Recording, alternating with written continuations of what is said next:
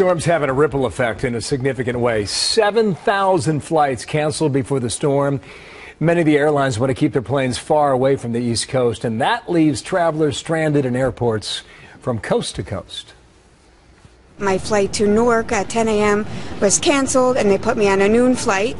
And then when I arrived here, I saw an email that said that was canceled. I'm trying to go to Newark. I've been flying 12 hours. Doug McKelway is live at Reagan National outside of Washington. How are you, Doug? Good morning to you. What do we expect in terms of getting back to regular service for the airlines?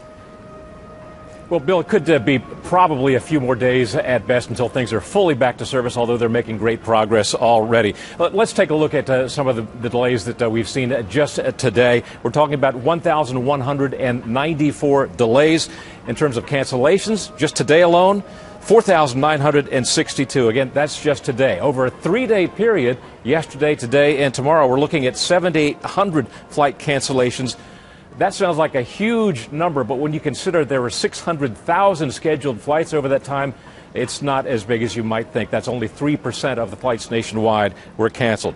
Not as bad as it could have been, and this is due in large part to the airline's proactive nature of canceling these flights well in advance. Here's Gene Medina of Airlines for America.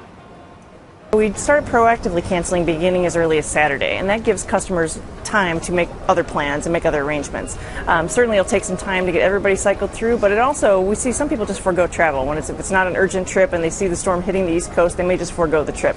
Others will probably be another day or two before we get everybody reaccommodated.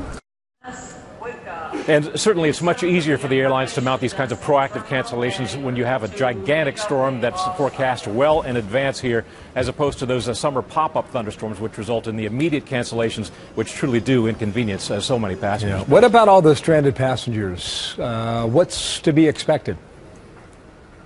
Well, you mentioned stranded passengers here in D.C. Look how quiet it is here at the Reagan National Airport. Yesterday, we spent a considerable portion of the day looking for stranded passengers. We couldn't find any. I know you had a few up in New York, but they were few and far between. It's a far departure from what we saw in the old days. This, again, is due in part to the proactive nature of the airlines making these preemptive cancellations, but it's also due in part to the fact that the passengers are getting much more savvy. They have these apps. They get their Twitter feeds. They get text messages from the airlines. They all have iPhones. They know what's happening. They know, in large part, anyway, not to show up at the airports in advance when these cancellations are happening. That's a great point. Thank you, Doug. We'll check in later, okay? Yep. Doug McKelway, Reagan National there.